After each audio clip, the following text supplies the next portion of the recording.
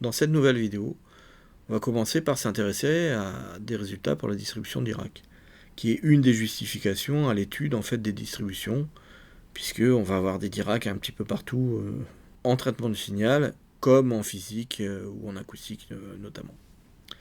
Alors rappel, on a vu que par définition de delta, la distribution delta appliquée à une fonction test phi, donc à un des phi appartenant à d de oméga, ça renvoie systématiquement phi 0. On a aussi vu que si on définissait delta indice taux de x comme étant delta de x moins taux, à ce moment-là, en fait, delta taux appliqué à phi, ça donnait phi de taux, quel que soit phi appartenant à d de oméga, quel que soit taux appartenant à r, par exemple. Pourquoi ? Parce que delta taux appliqué à phi, c'est l'intégrale de moins l'infini à plus l'infini de delta de x moins taux phi de x dx, et que ça nous donne delta de y phi de y plus taux d de y, en faisant le changement de variable y égale x moins taux, donc x devient y plus taux, et dx devient dy, et ça, par définition, c'est delta appliqué à phi de y plus taux, et ça nous donne phi en 0 plus taux, donc phi de taux. Maintenant, on va regarder ce qui se passe si on convolue phi par la distribution delta. Par définition de la convolution, j'ai l'intégrale de moins l'infini à plus l'infini de delta de u, phi de t moins u du. Oui, mais par définition de delta, le delta de u phi de t moins u intégré entre moins l'infini plus l'infini, ça me donne quel que soit phi de t moins 0, donc phi de t. Ça veut dire que phi convolé par delta, c'est phi. Donc ça signifie que le delta, donc la distribution delta, c'est l'élément neutre de la convolution. Maintenant, je m'intéresse à la convolution de phi par delta indice taux, toujours calculé en t. Bon, vu que la convolution, dans sa définition, intégrale de moins l'infini à plus l'infini, elle est commutative, c'est aussi delta taux convolé par phi en t. Donc ça, c'est l'intégrale de moins l'infini à plus l'infini de delta taux u, phi de t moins u du. Mais ça, delta t indice u, c'est delta de u moins taux. Donc ce que l'on voit, c'est que phi convolué par delta indice taux calculé en t, c'est l'intégrale de moins l'infini à plus l'infini de delta de u moins taux, phi de t moins u du. Alors là, c'est antipathique, donc ce qu'on va faire, c'est un changement de variable qui va nous permettre en fait de faire disparaître le u moins taux dans le delta. Donc je vais poser v égale u moins taux, dv c'est du, puisque taux, ici, c'est la variable d'intégration. Non, c'est même pas. C'est le décalage du delta, donc c'est une constante. Donc dv égale du. Donc j'ai l'intégrale qui va aller de moins l'infini à plus l'infini, parce que u allait de moins l'infini à plus l'infini moins taux, c'est moins l'infini, plus l'infini moins taux, vu que taux c'est une constante finie, c'est plus l'infini. Delta du u moins taux, ça devient évidemment delta de v. Phi de t moins u, mais u maintenant c'est v plus taux. Donc j'ai phi de t moins u, donc phi de moins u plus taux, donc de moins v moins taux, et puis le du devient dv. Et là, on est content parce que qu'est-ce qu'on voit apparaître ? Delta de v, une fonction dv intégrale de moins l'infini à plus l'infini. C'est-à-dire la distribution delta appliquée à la fonction test, qui est non pas phi de t, mais phi de t moins v moins taux. Bon, ça nous donne quoi ? Phi de t moins taux moins 0, puisque ça nous donne la valeur en v égale à 0. Mais phi de t moins taux moins 0, c'est phi de t moins taux. Donc on s'aperçoit que convoluer phi par la distribution de Dirac décalée et positionnée en t égale taux, ça nous rend phi de t moins taux, et ce, quel que soit taux. Alors maintenant, par définition, si j'applique la distribution delta à phi, ça me renvoie à phi de 0. Je peux choisir la fonction phi. Si je prends phi de t égale 1, quel que soit t appartenant à r, à ce moment-là, je vais avoir phi de 0 qui vaut 1. Mais je vais aussi le fait que delta appliqué à phi, c'est l'intégrale de moins l'infini à plus l'infini de delta de t phi de t dt, donc l'intégrale de moins l'infini à plus l'infini de delta de t dt. Ça veut dire que l'intégrale de moins l'infini à plus l'infini de delta de t dt égale 1, et ça correspond à la propriété sur l'impulsion de Dirac qu'avait ajouté Paul Dirac. Donc, à ce stade, qu'est-ce que l'on sait ? On sait que phi convolé par delta, ça donne phi, c'est-à-dire que delta, c'est l'élément neutre de la convolution, que convoluer phi par delta taux, c'est-à-dire par un delta décalé de taux, ça nous donne phi de t moins taux, donc la fonction phi décalée de taux. et que l'intégrale de moins l'infini à plus l'infini de delta de t dt, ça vaut 1. Maintenant, phi est continuellement dérivable et à support borné.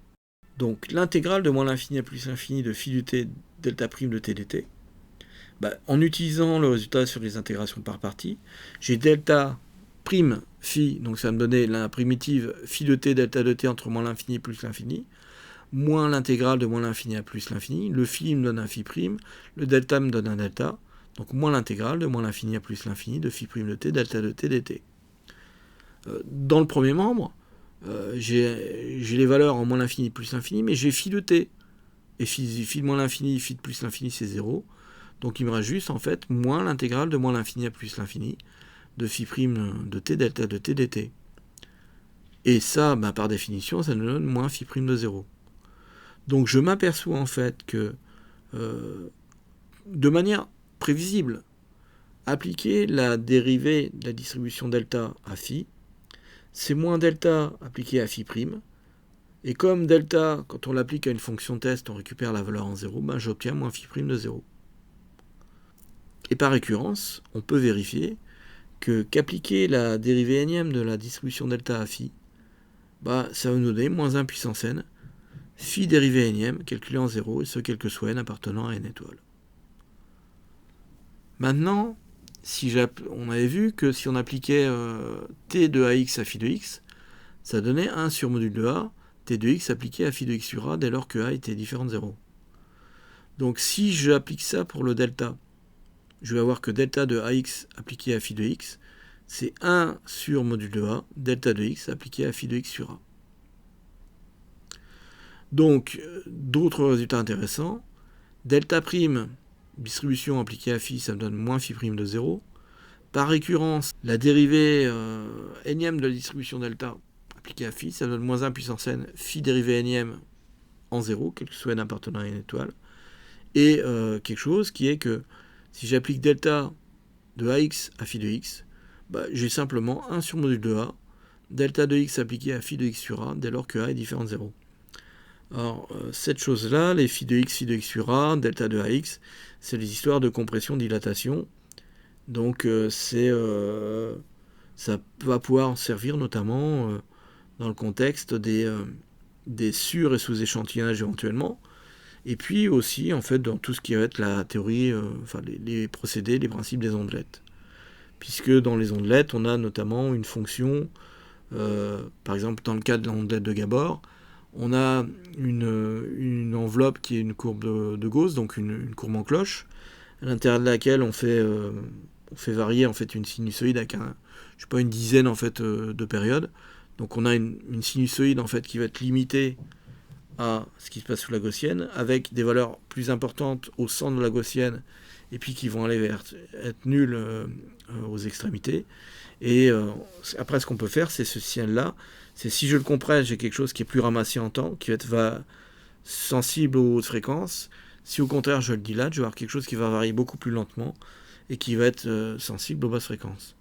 Donc c'est une des premières applications des ondelettes, qui étaient en fait les grains de Gabor, et donc les transformés de Gabor.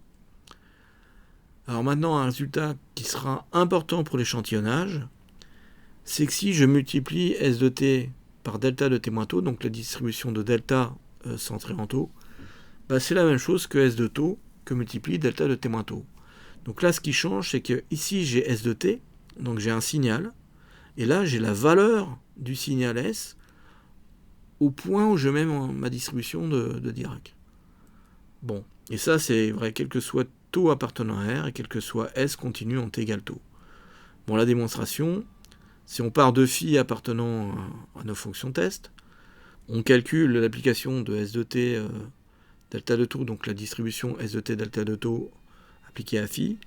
Par définition, c'est l'intégrale de moins l'infini à plus l'infini de S de t delta de t moins taux phi de t dt. Maintenant, je peux réécrire ça sous la forme intégrale de moins l'infini à plus l'infini de delta de t moins taux S de t phi de t.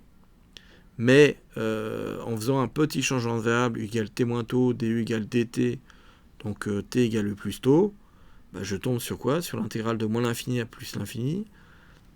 Delta de t moins taux me donne delta de u, s de t, ça me donne t égale u plus tau, s de u plus tau, phi de t donne phi de u plus tau, et puis dt devient dtu. Et là, en fait, qu'est-ce qui se passe?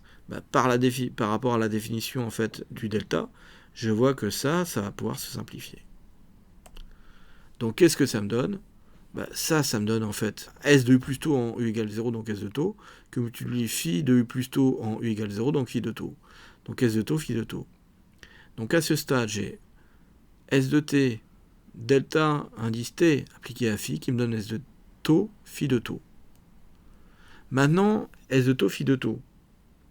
C'est s de tau que multiplie delta tau appliqué à phi. Oui, mais le s de tau qui est là, je peux le basculer à l'intérieur en fait, du bracket, et donc lui dire que ça, en fait, s de tau, phi de tau, c'est aussi s de tau, delta indice tau, appliqué à phi. Donc à ce stade, ce qu'on peut écrire, c'est que s de t, delta indice tau, appliqué à phi, c'est égal à s de tau, delta de tau, appliqué à phi, et ça pour n'importe quel phi. Mais si c'est vrai pour n'importe quel phi, c'est-à-dire en fait que les deux distributions sont égales, donc s de t delta de t moins tau, c'est égal à s de tau delta de t moins tau, qui est le résultat qu'on cherchait. Alors, résultat important, qui va être la notion de transfert de Fourier, donc TF et de TF oméga de delta de t. Et je traite la TF et la TF oméga, puisque on avait vu que dans la définition de la transfert de Fourier inverse pour la TF oméga, de la TF oméga moins 1, il y a un 1 sur 2pi en fait qui se balade. Donc il va aussi peut-être y avoir, et en fait ça va être le cas, un problème de 2pi qui va se rajouter dans le cas de la transférée de Fourier en oméga. Donc on introduit delta indice f, qui est delta de f, et delta de f, qu'est-ce que ça vérifie? L'intégrale de moins l'infini à plus l'infini de delta de f, s de f df, grand S de f df, par définition, quel que soit grand S appartenant à d de oméga, ça nous donne grand S de 0. Si j'applique delta à grand S, je récupère grand S de 0, quel que soit grand S. Maintenant, si on écrit la transfert de Fourier de delta de t, c'est l'intégrale de moins l'infini à plus l'infini de delta de t exponentielle moins 2 pi jft dt. Oui, mais ça, c'est simplement la distribution de delta de t appliquée à la fonction test exponentielle moins 2 pi jft. Puisque ça, c'est infiniment dérivable. Donc ça, qu'est-ce que ça va me donner? Exponentielle de 0, donc ça vaut 1. Donc on voit que la transfert de Fourier de la delta de t, ça vaut 1. Et de la même manière, en fait, si on fait la TF oméga de delta de t, on a l'intégrale de moins l'infini à plus l'infini de delta de t exponentielle moins j oméga t dt. C'est-à-dire delta de t appliqué à exponentielle moins j oméga t, ça fait exponentielle de 0, donc ça vaut 1. Donc le premier résultat, c'est que delta de t par TF, ça donne 1. Et par TF oméga, ça donne aussi 1. Maintenant, ce qu'il faudrait, c'est voir en fait qu'est-ce qui se passe pour les deltas de f et les deltas de oméga. Pour ce faire, on va utiliser la dualité. Alors, commençons d'abord pour la TF. Donc la transfert de Fourier de s de t, on a vu que ça donnait le retournement temporel du signal s, donc s de moins t. C'est-à-dire que si s de t, par transfert de Fourier, sous réserve d'existence, évidemment, ça me donne grand S de f. Si j'applique la transfert de Fourier à grand S de f, j'ai S de moins t. Pour mon delta, je dirais que moins S, ça devient delta, donc S de t donne delta de t. Grand S de f, on a vu que la TF de delta de t, c'était 1, donc c'est 1. Et si j'applique à nouveau la transfert de Fourier, je retombe sur delta de moins t.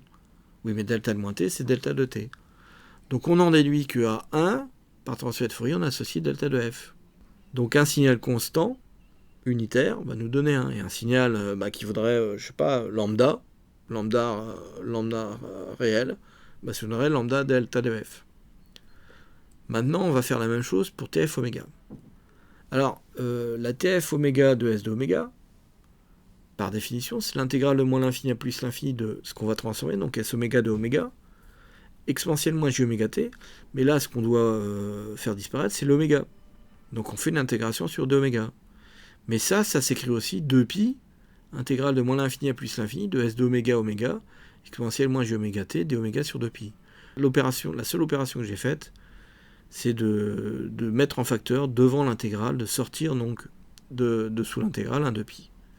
Pourquoi? Parce que je sais que si S de t c'est la TF oméga moins 1 de S d'oméga de oméga, par définition ça s'écrit intégrale de moins l'infini à plus l'infini de S d'oméga exponentielle j oméga t d'oméga sur 2pi. Et donc du coup, je m'aperçois en fait que l'écriture qui est là, bah, c'est presque ce qui est celle-ci, puisque là j'ai un moins t. Bah, si j'ai un moins t, c'est-à-dire que j'ai un moins t ici, donc c'est-à-dire que c'est S de moins t. Donc c'est-à-dire que la tf oméga de S d'oméga, bah, c'est 2pi S de moins t. Donc attention, dans le cas de la dualité pour la tf oméga, j'ai pas S de moins t, j'ai 2pi S de moins t. Donc j'ai un 2pi qui apparaît. Donc S de t nous donne S d'oméga par tf oméga, nous donne 2pi S de moins t par nouvelle application de la tf oméga. Donc on en déduit que delta de t qui donnait 1 va donner 2pi delta de moins t égale 2pi de delta de t. Donc en écrivant avec les bonnes variables, on s'aperçoit en fait que la transformée de Fourier en oméga de 1, donc de la fonction constante unitaire, c'est 2pi delta de oméga. Donc à 1 par transfert de Fourier, on associe delta de f, et à 1 par tf oméga, on associe 2pi delta de oméga. Alors, autre résultat intéressant, la modulation temporelle. Donc, si S de t par transfert de Fourier, ça nous donne S de f. On sait que S de t multiplié par exponentielle 2pi jf0t, ça nous donne en fait S translaté de f0, donc S de f moins f0. Donc multiplié par l'exponentielle de pi jf0t, donc c'est une modulation par une exponentielle complexe de fréquence f0, ça revient à faire une translation de S de f pour le placer en f égale f0, donc obtenir S de f moins f0. Je sais que 1, sa transfert de Fourier, c'est delta de f. Je peux donc en déduire que 1 fois exponentielle de pi jf0t, ça me donne le delta de f translaté de f0, donc delta de f moins f0. De la même manière, si je fais f0 égale moins f0, exponentielle moins de pi jf0t par transfert de Fourier, ça me donne delta de f plus f0. Donc le cosinus, vu que c'est la demi-somme exponentielle de pi jf0t plus exponentielle moins de pi jf0t sur 2, je vois que sa transfert de Fourier, c'est 1,5 fois delta de f moins f0 plus delta de f plus f0. Donc le problème du cosinus, c'est que ça va nous générer un delta en f égale à f0 et un autre en f égale à moins f0. Donc j'ai deux impulsions de Dirac par cosinus, une en la fréquence, donc en f égale f0, et l'autre pour la fréquence opposée, donc en f égale à moins f0, parce qu'on utilise dans les transferts de Fourier des exponentielles complexes. Pour le sinus, qu'est-ce qui se passe? Le sinus, c'est la demi-différence divisée par 2j, donc j'ai 1 sur 2j, et la différence, delta de f moins f0, moins delta de f plus f0. Donc pour le cosinus et le sinus, il faudra faire attention que on n'a pas juste une impulsion en f égale 0, on en a aussi une qui éventuellement change de signe en f égale moins f0. Maintenant, donc, je vais faire la tf oméga de s de t exponentielle j oméga 0t. Par définition, c'est l'intégrale de moins l'infini à plus l'infini du signal, donc s de t exponentielle j oméga t, que multiplie exponentielle moins j oméga t dt. Mais ça, l'exponentielle j oméga t exponentielle moins j oméga t, c'est exponentielle de moins j facteur de oméga moins oméga 0 que multiplie t. Donc en fait, c'est s de oméga moins oméga 0. Donc ça montre que s de t exponentielle j oméga 0t, par tf oméga, ça me donne grand S de oméga moins oméga 0. Maintenant, je sais qu'à 1, par tf oméga, j'associe 2pi delta de oméga. Donc exponentielle j oméga 0t, sa tf oméga, c'est 2pi delta de oméga moins oméga 0. Donc exponentielle de pi jf 0t, ça me donne delta de f moins f0 par tf. Et exponentielle j oméga 0t, ce qu'il faut retenir, c'est que par tf oméga, il y a un 2pi qui apparaît. Donc j'ai 2pi delta de oméga moins oméga 0. Donc à ce stade, on a quelques résultats essentiels pour les impulsions de Dirac qu'on utilisera en long, large et en travers, qui sont que delta de t, sa tf, c'est 1, que 1, sa tf, c'est delta de f, qu'exponentielle de pi jf 0t, c'est delta de f moins f0, sa transfert de Fourier, que delta de t par tf oméga, ça donne 1, que 1 par tf oméga, ça donne 2pi delta de oméga, et qu'exponentielle j oméga 0t par tf oméga, c'est 2pi delta de oméga moins oméga 0. Alors maintenant, les résultats pour le peigne de Dirac. Par définition, on a vu que schwa indice t de t, donc le peigne de caractéristiques temporelles grand T de t, c'est la somme de moins l'infini à plus l'infini des delta indice petit n grand T calculé en t, Donc la somme de moins l'infini à plus l'infini des delta de t moins nt. Alors, on vérifie simplement que le peigne schwa grand T de T, il est périodique. C'est-à-dire que schwa indice grand T de T plus grand T, c'est schwa indice grand T de T, quel que soit T appartenant à R. Donc le peigne est T périodique, périodique de période T. On peut donc développer le peigne schwa T de T en série de Fourier. C'est-à-dire qu'on peut écrire que schwa grand T de T, c'est la somme de moins l'infini à plus l'infini des Cn exponentielles j de pi petit nt sur grand T, où les Cn, c'est 1 sur grand T, intégrale de moins t sur 2 à t sur 2, de schwa indice t de t exponentielle moins j de pi petit n petit t sur grand T dt. Donc en fait, on a quelque chose qui ressemble à une transformée de Fourier sur une période finie et pas moins l'infini plus l'infini.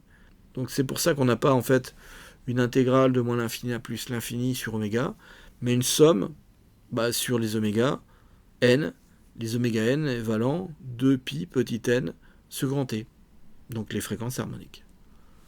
Alors quand on fait le calcul du Cn, donc sa définition c'est celle-ci, on peut donc remplacer schwa indice grand T de T par sa valeur avec les deltas. Ensuite, on permute la somme et l'intégration, parce que l'intégrale d'une somme est égale à la somme des intégrales. Ensuite, qu'est-ce qui se passe ? On fait une intégration de moins t sur 2 à t sur 2. D'accord ? Mais le delta, en fait, de t moins nt, il n'apparaît, en fait, que dans la période, en fait, principale, c'est-à-dire si n égale 0. Dans toutes les autres, il n'est pas présent. Donc, on est en train de regarder quelque chose qui a donné une contribution nulle en utilisant les distributions. Donc ça nous donne 1 sur t intégrale de moins t sur 2 à t sur 2 de delta de t exponentielle moins 2 pi j nt sur grand T. Là, on reconnaît en fait la distribution de Dirac delta centrée en 0 appliquée à exponentielle moins 2 pi j petit n petit t sur grand T. Ça nous donne quoi ? La valeur en 0. Donc j'ai 1 sur t exponentielle moins 2 pi j petit n fois 0 sur grand T. Donc j'ai 1 sur t, quel que soit n appartenant à z. Donc ça veut dire que tous les Cn sont égaux à 1 sur t, quel que soit n appartenant à z. Ça veut dire que schwa indice t de t, son développement en série de Fourier, c'est la somme de moins l'infini à plus l'infini des Cn exponentielles j 2 pi petit n petit t sur grand T avec les Cn qu'on vient de calculer. Donc schwa indice t de t, c'est 1 sur t, somme de moins l'infini à plus l'infini des exponentielles j 2 pi petit n petit t sur grand T. Et ça va nous servir en fait pour calculer la transformée de Fourier du peigne. Et si je pose grand F égale 1 sur grand T, donc si une fréquence fondamentale grand F qui serait l'inverse de la période en fait de mon peigne, je m'aperçois en fait que mon peigne temporel de période grand T, c'est grand F somme de moins l'infini à plus l'infini des exponentielles 2 pi j petit n grand ft. Donc pour la transformée de Fourier, on a vu qu'exponentielle de pi j f0t, ça donnait des delta de f moins f0, quel que soit f0 appartenant à R. Exponentielle 2 pi j n grand ft, ça nous donne par transfert de Fourier delta de f moins nf, quel que soit n appartenant à z. Donc si je fais la transfert de Fourier de mon peigne temporel de période grand T, je vais la transférer de Fourier de quoi ? De f, somme de moins l'infini à plus l'infini des exponentielles j de pi petit n grand ft. Ça, c'est f fois la somme de moins l'infini à plus l'infini des transferts de Fourier des exponentielles complexes. Et chaque exponentielle complexe me donne un delta de f moins nf. Donc la transfert de Fourier du peigne temporel de période grand T, c'est grand F, somme de moins l'infini à plus l'infini de delta de f moins nf. Ouais, mais ça, c'est le peigne fréquentiel de période grand F multiplié par grand F. Donc le peigne temporel de période grand T, par transfert de Fourier, devient grand F fois le peigne fréquentiel de période grand F.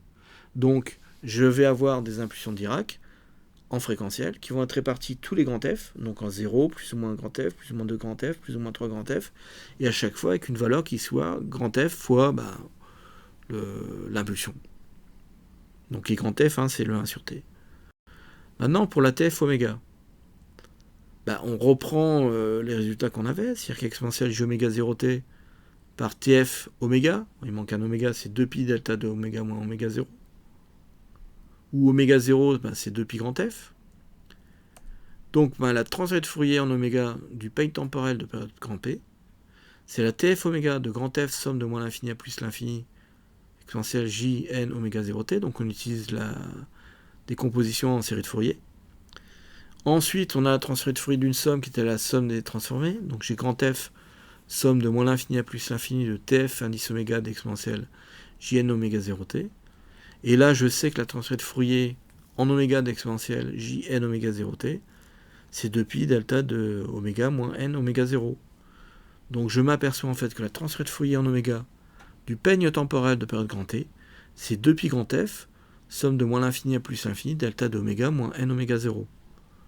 Donc en fait le résultat, c'est que le peigne temporel de période grand T par TF oméga, c'est oméga 0, le peigne fréquentiel de période oméga 0, où oméga 0 c'est 2pi sur grand T, puisque c'était 2pi grand F. Donc les résultats qui vont être importants pour le peigne de Dirac et qui vont être fondamentaux pour comprendre d'où sort le principe d'échantillonnage en traitement du signal, c'est que le peigne temporel, sa transférée de Fourier, c'est f, le peigne fréquentiel de période grand F, donc grand F égale 1 sur T, et pour la TF oméga, je vais avoir oméga 0, peigne fréquentiel de période oméga 0, avec oméga 0, c'est 2pi sur grand T.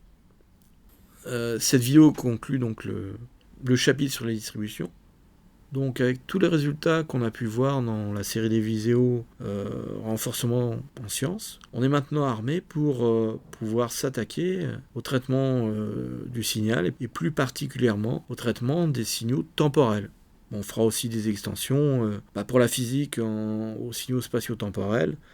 Et puis j'essaierai aussi de faire des vidéos pour l'extension au cas bidimensionnel, donc par exemple des images. Voilà.